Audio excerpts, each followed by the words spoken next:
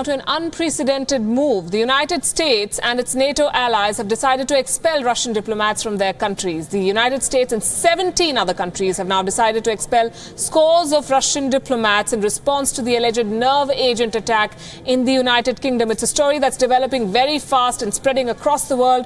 The US has ordered the expulsion of 60 diplomats. Germany, France and Poland have expelled 4 diplomats each who were allegedly operating as spies. Lithuania will expel 3 Russian diplomats and ban the entry of 44 other Russians. Ukraine will ask 13 Russian diplomats to leave the country. The US government says that out of the 60 expelled, 12 have been identified as intelligence officers who were stationed at the United Nations headquarters in New York. The Trump administration has also ordered Moscow to shut their consulate in Seattle because of its proximity to an American naval base. The expelled diplomats have been given 7 days to leave. This is the toughest diplomatic retaliation by US government since 1986, when the then President Ronald Reagan ordered the expulsion of 55 Russian diplomats from the country.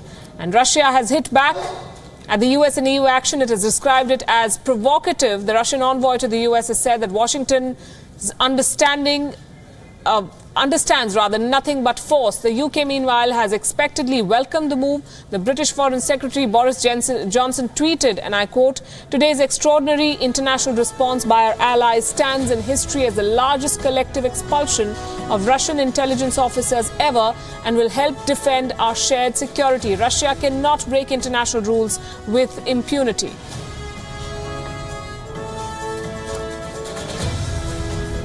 From Washington is WION correspondent Nina Maria Potts. Good evening, Nina. This was an expected line, would you say, despite the president's silence on this spy poisoning case?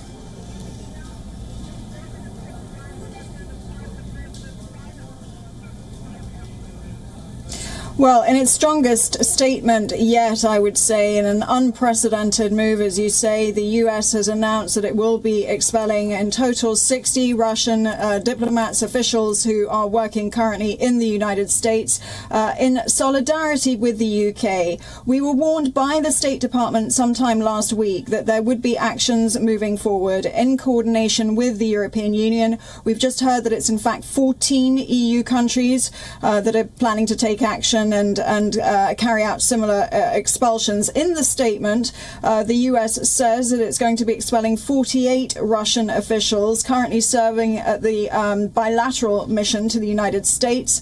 They're also demanding that Russia closes its consulate general in Seattle, as you rightly mentioned, giving them until April the 2nd. So, in fact, only 7 days to shut down operations. And they've targeted the consulate general in Seattle because of its proximity to a submarine base. And you rightly mentioned that they will also be expelling 12 intelligence operatives from the Russian mission to the United Nations. The US is saying that those officials have abused their privileged status in the United States. This move, as you rightly said, coming on the back of the tit-for-tat between the UK and Russia on the expulsion of 23 diplomats on both sides. A strong sign of solidarity. President Trump did indicate earlier this month that he was going to point the finger of blame at Moscow for targeting and carrying out this chemical weapons attack on this Russian spy in the United Kingdom. And finally, I think the US taking some action, although from the State Department we're also hearing a strong line that they are going out to defend their record on imposing new sanctions on Russia, pointing to the sanctions that they issued over Russia's involvement in Ukraine. So definitely a beefing up, I would say, in the United States response. Also with us from Moscow is WION's correspondent Dan Ashby. Good evening, Dan. Moscow has come up with a response on expected lines that they are going to retaliate. They will see it as provocation. But how many countries will Russia retaliate against?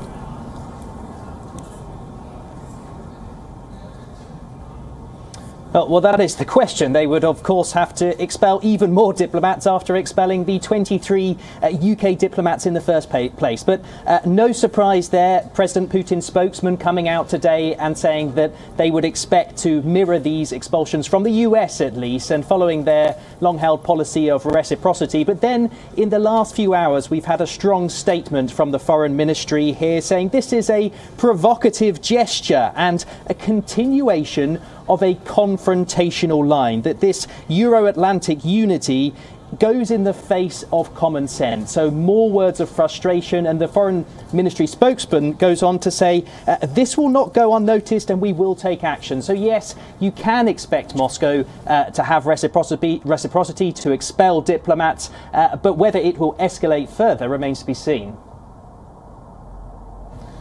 Dan, President Donald Trump hasn't taken a very tough line himself, yet his administration cannot be acting without his consent. How does this impact the personal equation between him and Vladimir Putin?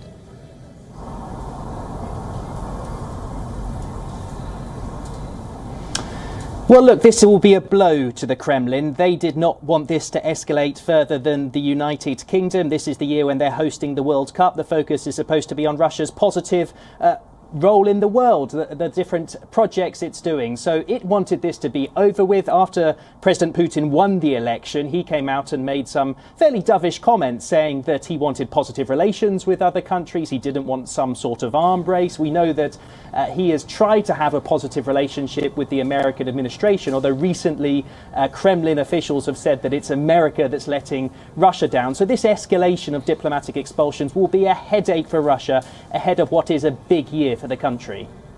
Right, Dan Ashby, thanks very much. And let me also thank Nina Maria Potts for joining us from Washington. This is a developing story.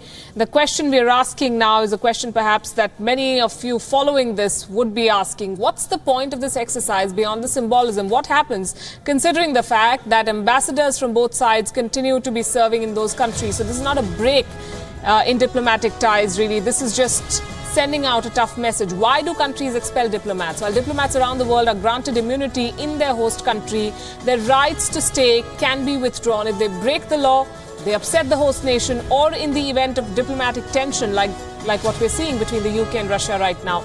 Under Article 9 of the Vienna Convention, the host country can at any point in time and for any reason declare a person to be persona non grata, which means that they are not welcome in that country. So who decides who goes?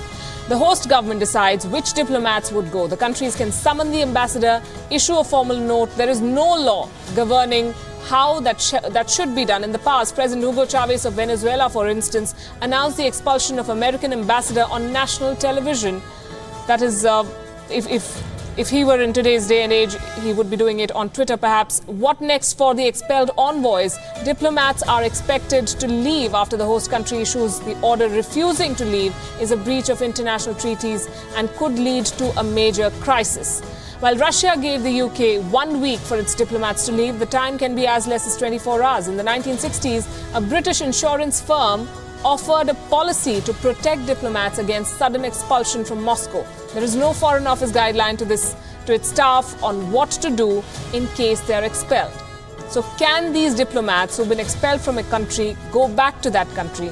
It's very rare for a person to return to a host country after being declared persona non grata. Most of the expelled diplomats are generally reassigned after they return. But this, of course, makes for very big headlines. 17 countries and counting expelling Russian diplomats.